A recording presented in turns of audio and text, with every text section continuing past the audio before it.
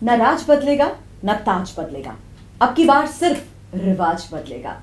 और हिमाचल प्रदेश के सीएम जयराम ठाकुर की ये वो कसम है जिसके दम पर वो ये दावा कर रहे हैं कि इस बार हिमाचल के चुनाव का इतिहास अपना अतीत नहीं दोहराएगा। तो क्या इस बार राजनीतिक पंडित गच्चा खा जाएंगे? क्या उनकी भविष्यवाणी आने वाले चुनाव को लेकर वहां की फिजाओं में हवा हो जाएगी? इस बारे में बातचीत करने के लिए इस वक्त हमारे साथ खुद हिमाचल प्रदेश के सीएम जयराम ठाकुर हैं। TV9 भारतवर्ष को वक्त देने के लिए बहुत बहुत शुक्रिया सर आपका। Thank you. और आपके इसी नारे के साथ मैंने शुरुआत इसलिए की क्योंकि जिस जोश के साथ आप इस बार जनता के बीच जा रहे हैं, काफी कॉन्फिडेंट हैं। और प्रधानमंत्री नरेंद्र मोदी की मौजूदगी जो हमने हाल ही के दिनों में देखी थी, उस वक्त उन्होंने आपका नाम लिया, आपका जिक्र किया, आपके कार्यकाल में हुए काम का जिक्र किया। मानते हैं कि एक बड़ा संदेश दिया जा रहा है आने वाले चुनाव से पहले, क्योंकि पहाड़ी प्रदेश होने के नाते अलग अहमियत है इसकी। देखिए, एक तो मैं प्रधानमंत्री जी का धन्यवाद करना चाहूँगा कि उनका बहुत स्नेह हिमाचल के लोगों के साथ है। और हिमाचल का जब भी जिक्र होता है भावुक होते हैं और हिमाचल की पुरानी यादें उनको ताज़ा हो जाती हैं, क्योंकि वर्षों तक उनने हिमाचल प्रदेश में पार्टी का संगठन का काम किया है। और ऐसे में और भी मुझे इस बात की खुशी है कि हम हिमाचल के लोग भी उनको बहुत स्नेह करते हैं, बहुत प्यार करते हैं। और जहाँ तक हमारी बात है, हम तो बहुत ज़्यादा उनको सम्मान करते हैं व्यक्तिगत रूप से, क्योंकि उन्होंने हमें आशीर्वाद दिया, हमें काम करना सिखाया, हम आगे बढ़ने के लिए प्रेरित किया। और स्वाभाविक रूप से मैंने जिस चीज़ की ज़िंदगी में मैंने कल्पना भी नहीं की थी, आज उस मुकाम पर मैं हूँ। और प्रधानमंत्री जी हमेशा हिमाचल प्रदेश में आकर के जिस प्रकार से हिमाचल के लोगों के साथ कनेक्ट होते हैं, तो लोग भी बहुत ज़्यादा उनको दिल से प्यार करते हैं। और दूसरी बात, जहाँ तक आप कह रहे हैं कि हिमाचल के संदर्भ में जो एक चली हुई परंपरा 5 साल की, तो ये 5 साल वाला दौर मुझे लगता है कि पूरे देश भर में समाप्त हो रहा है। और समाप्त होने की वजह उसकी है कि एक विश्वसनीय नेतृत्व देश को मिला है, जिसका साथ देने का मन बार बार करता है, लगातार करता है। और उस नेतृत्व को कमज़ोर कोई देखना नहीं चाहता है और सदैव उनके साथ जहाँ भी ज़रूरत पड़ी चट्टान की तरह खड़े होते हैं। तो यह एक देश भर में देखा आपने, उत्तराखंड हमारा पड़ोस का राज्य है। जब से राज्य अस्तित्व में आया है वो, तब से वहाँ पर कोई भी सरकार रिपीट नहीं हुई थी। लेकिन अब की बार सरकार रिपीट हुई, धामी जी फिर मुख्यमंत्री बने। और वही स्थिति उत्तर प्रदेश में 37 वर्षों के बाद फिर भारतीय जनता पार्टी की सरकार 5 वर्ष का कार्यकाल पूरा करने के बाद फिर सत्ता में आई। तो ऐसे में मणिपुर में फिर रिपीट हुए, गोवा में फिर रिपीट हुए। तो एक भाव पूरे देश भर में ये बन गया है, कमी होगी, कसर होगी, कर लेंगे पूरी, लेकिन उसके बावजूद मोदी जी की भावनाओं को ठेस नहीं पहुंचाएंगे। उनके साथ खड़े होने की जरूरत है इस वक्त में, और लोग उनके साथ खड़े होते दिखे हैं, एक कोने से दूसरे कोने तक देश भर में। मैंने तभी कहा कि जब आप लोगों के बीच जाते हैं तो कॉन्फिडेंट नजर आते हैं, अपने काम के बलबूते लोगों के बीच जब आप जाते हैं। तो हमेशा हमने ये देखा है कि आप या प्रधानमंत्री लोगों के बीच चुनाव से पहले एक विजन के साथ जाते हैं। और सबसे बड़ी बात, जब हम आपका जिक्र करते हैं भारतीय जनता पार्टी का, तो एक चेहरा सामने होता है। मेरा सवाल यही है, आने वाले दिनों में क्या चेहरे के बल पे ही लोगों के बीच जाएंगे? और हिमाचल के चुनाव को देखते हुए चेहरा कौन है, प्रधानमंत्री या आप? देखिए, स्वाभाविक रूप से इस बात को लेकर के हमारे नेता मोदी जी हैं।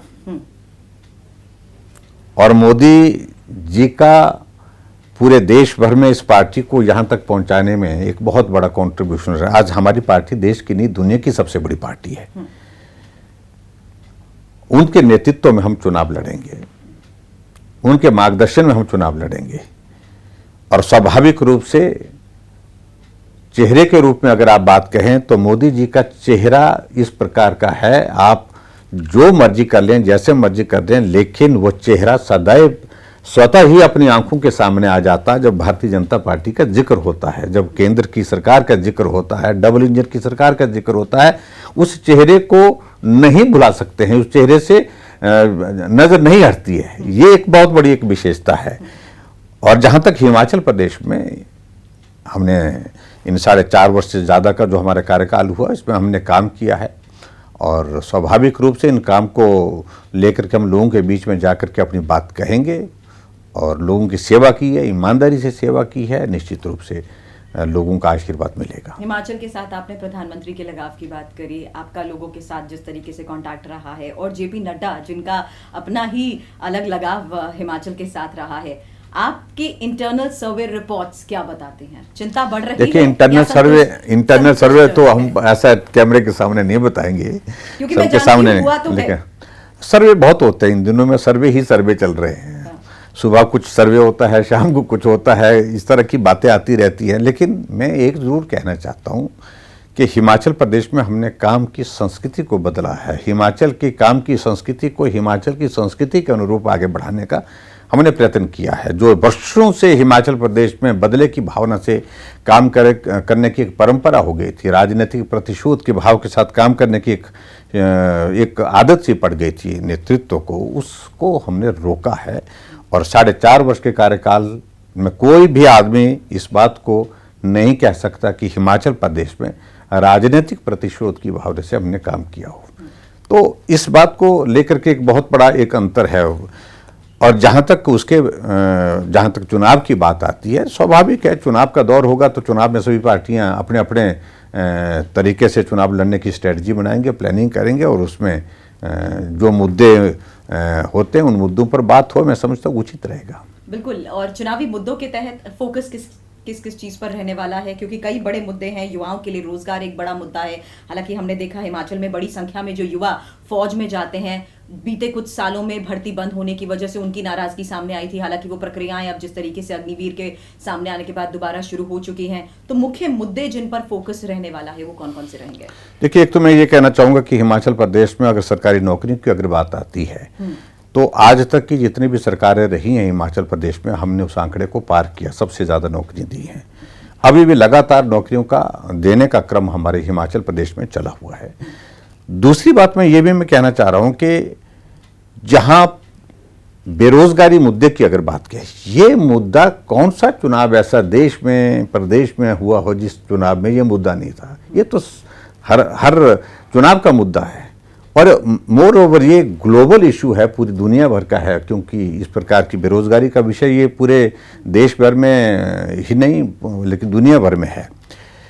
और जहाँ तक बात आती है हिमाचल प्रदेश में, ख़ासतौर से जिसका आप जिक्र कर रहे हैं कि नौजवानों की रोज़गार की बात कर रहे हैं, आप भर्ती की बात कर रहे हैं सेना में, तो सेना में भर्ती के दौर में थोड़ी देर के लिए एक रिएक्शन आए थे, लेकिन वो समाप्त हो गया। अब जब से अग्निवीर की भर्ती की प्रक्रिया शुरू हो गई, हज़ारों की संख्या में लोग जो है उसमें अप्लाई कर रहे हैं और अपने देश की सेवा के लिए लोग जाना चाहते हैं, नौजवान जाना चाहते हैं। और मैं समझता हूं कि ये बहुत बेहतरीन निर्णय आदरणीय प्रधानमंत्री जी ने लिया है, जहां नौकरियों की संख्या भी ज़्यादा, और उसके बाद जो लोग कुछ लोग उसमें जो है वो कंटिन्यू करना चाहते हैं, 25% उसी सेना में भर्ती रह करके अपना काम कर सकते हैं, अपनी सर्विसेज दे सकते हैं।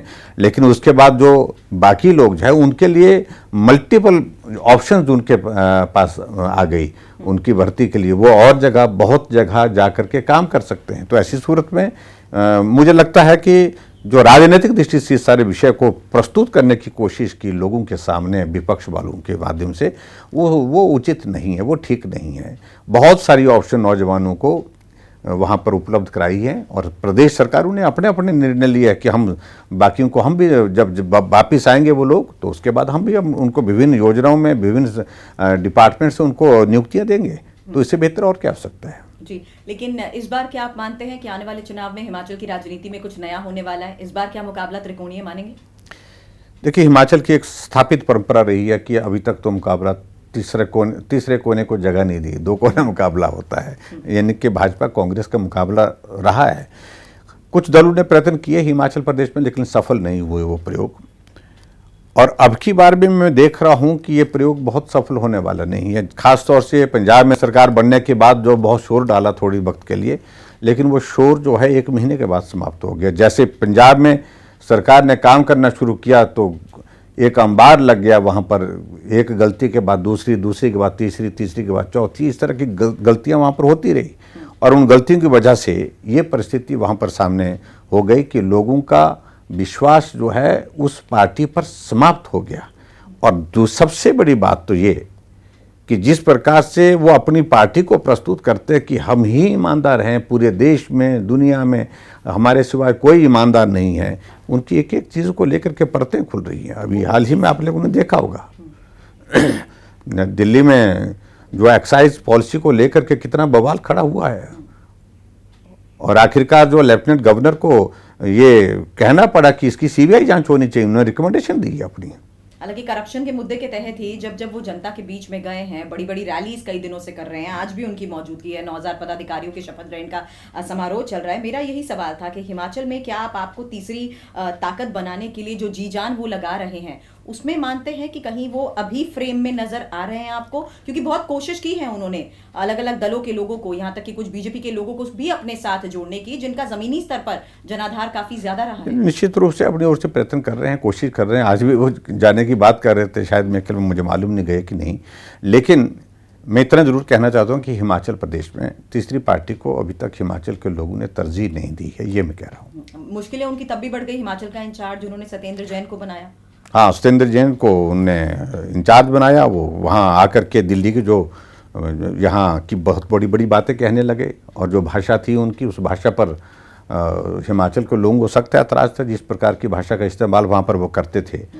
और ऐसे में देवभूमि हिमाचल प्रदेश के लोग की एक खासियत है, वो नहीं करते हैं, रिएक्ट नहीं करते हैं, ज़्यादा नहीं बोलते हैं, लेकिन देवभूमि के सम्मान में कोई आदमी अगर ठेस पहुँचाए ऐसे शब्दों का चयन करके, ऐसे बोल करके, तो देवभूमि के लोग जो है की भावनाएं जो है वो इस रूप में आ जाती हैं। बाद सत्येंद्र जैन कहाँ हैं आपको मालूम है? तो मतलब अब मैं ये नहीं कहूँ कि मुकाबला इस बार बीजेपी वर्सेस आम आदमी पार्टी होने वाला है, आप नहीं मानते उन्हें कि वो है? नहीं, उनके साथ मुकाबला ही नहीं है, मुकाबला कांग्रेस के साथ होता है हमारा, इस बार भी होने की संभावना है।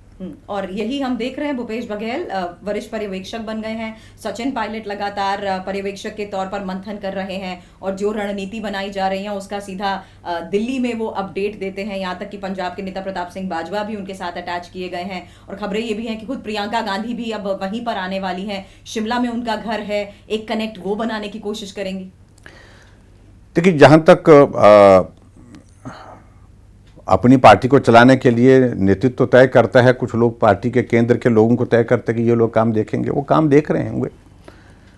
लेकिन मैं ऐसा मानता हूं कि हिमाचल प्रदेश में भले ही कांग्रेस थोड़ा शोरगुल करने की कोशिश कर रही है, हर मुद्दे को उठाने की कोशिश कर रही है, लेकिन मैं इतना ज़रूर कहना चाह रहा हूँ कि हिमाचल प्रदेश में जब हमारा कैंपेन शुरू होगा, अभी सभी दलों के बीच में इस प्रकार के एक माहौल है, ये हो सकता है, वो हो सकता है, इस तरह की बातें कही जा रही है, लेकिन जब कैंपेन उठेगा तो निश्चित रूप से हिमाचल प्रदेश में भारतीय जनता पार्टी की सरकार बनेगी।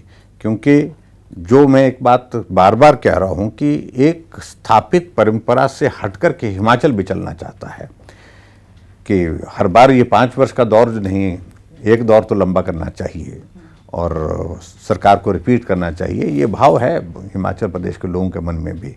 और सबसे बड़ी बात यह है कि मोदी जी के साथ चलना है। मुझे तो लगता है वो पहले ही लोगों को मौका दे देते हैं, याद दिला देते हैं कि अब उन्हें उस स्टेट पर ध्यान देने की जरूरत है, क्योंकि आप जिस विजन की बात कर रहे हैं, लोगों के बीच जाके मुद्दों की बात करते हैं, तो प्रधानमंत्री तो बहुत पहले ही आ गए जनता के साथ, हिमाचल के लोगों के साथ जुड़ने के लिए। उसके बाद शायद बाकी पार्टियों ने सोचा कुछ करने का भी।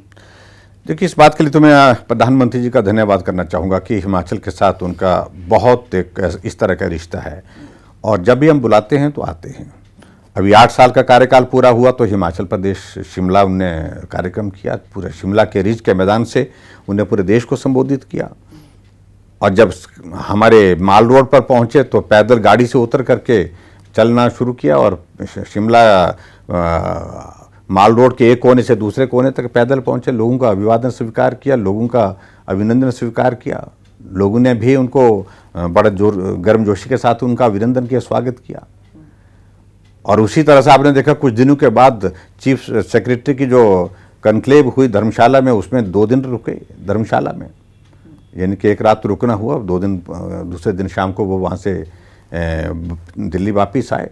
तो बहुत अच्छा उनका एक कनेक्ट है हिमाचल के लोगों के साथ, और जिसके कारण हिमाचल प्रदेश में जब आना होता है तो हमारे कांग्रेस के लोग परेशान हो जाते हैं कि Exactly. भी वो आ रहे हैं, क्यों आ रहे हैं, फिर आ रहे हैं, ऐसा पूछते रहते हैं। हमने कहा वो एक बार नहीं कई बार आएंगे। और मुझे इस बात की खुशी है कि अभी 4.5 साल के कार्यकाल जो हमारी सरकार का पीछे बीता है, अभी 4.5 साल से ज़्यादा का कार्यकाल, उसमें 7 बार प्रधानमंत्री जी का आना होता है। जहाँ एक बार प्रधानमंत्री नहीं आते थे वहाँ 7 बार आना हुआ है। लेकिन विपक्ष तो इस विजिट को लेकर या हर विजिट को लेकर सवाल ये उठाते हैं कि अपनों का ही मोह भंग हो रहा है, पार्टी में मतभेद है, यही वजह है कि उनको खुद ध्यान देना पड़ता है, उनको खुद बार बार आना पड़ता है सब कुछ सही करने देखिए, के उनको लिए। कुछ भी कहना है वो एक बात कहें, ना आए तो भी तो उन्हें कहना ही है, आए तो भी कुछ कहना है।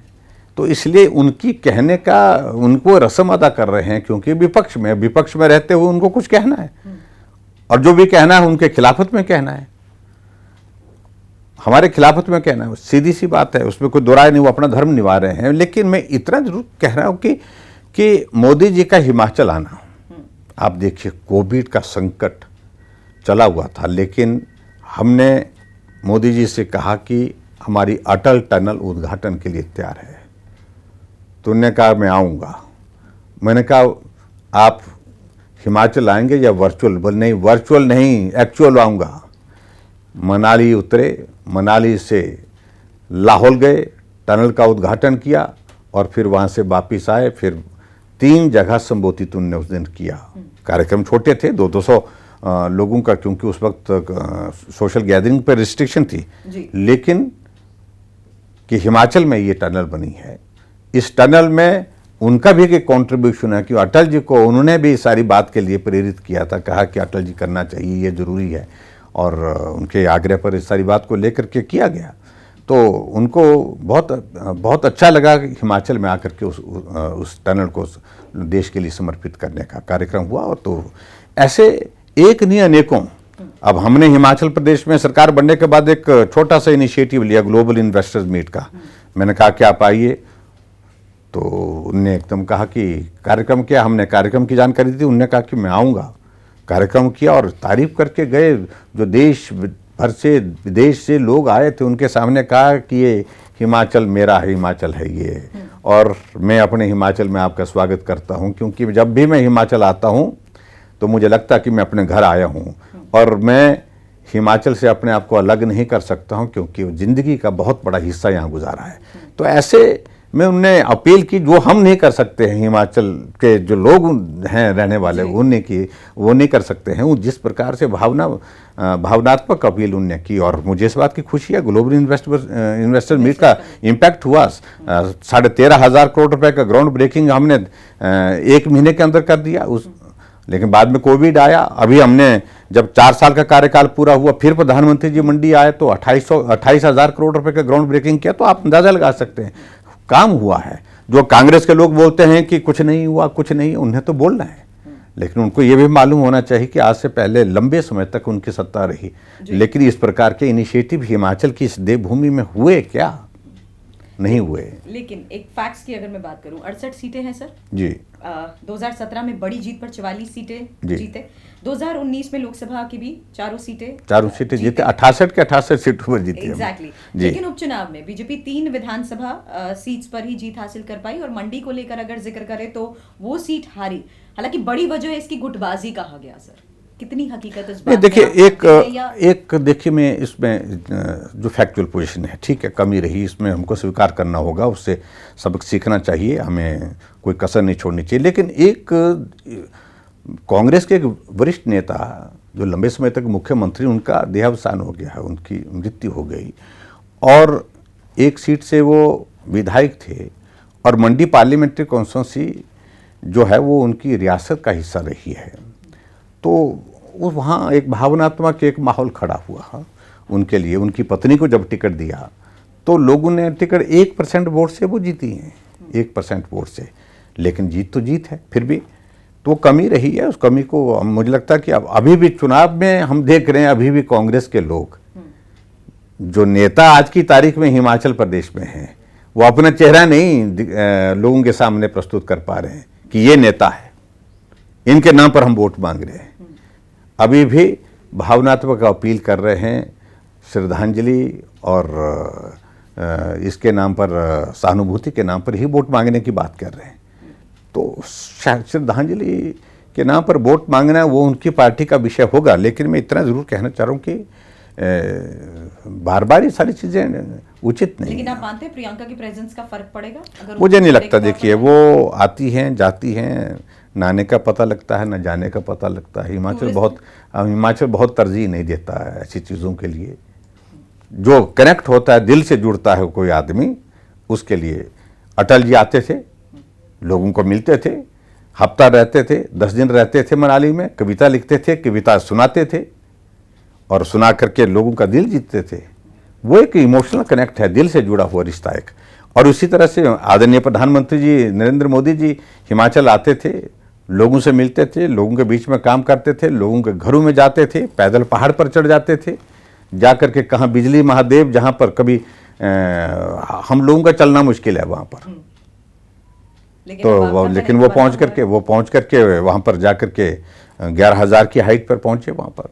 तो इसलिए ये सारी चीज़ों को, लेकिन ये किसी जगह घर बना करके ही रिश्ता बन जाएगा या उनकी भावनाओं को जीता जा सकता, वो संभव नहीं है। भावनाओं को जीतने के लिए जो है वो जो एक रिश्ता बनाना पड़ता है, रिश्ता कायम करना पड़ता है, जो रिश्ता हमारे प्रधानमंत्री नरेंद्र मोदी जी का हिमाचल के साथ है। और एक रिश्ता आपका भी हिमाचल के साथ जिस तरीके से जुड़ा हुआ मैं जानती हूँ, उसी के आधार पर अब आप कैंपेनिंग की भी शुरुआत करने वाले हैं। आज आपने हमें वक्त दिया, उसके लिए बहुत बहुत शुक्रिया। कैंपेनिंग के दौरान हम फिर आपके साथ और जनता के बीच जाएंगे और देखेंगे किस तरीके से आने वाले चुनाव में वो आपको समर्थन के लिए तैयार है।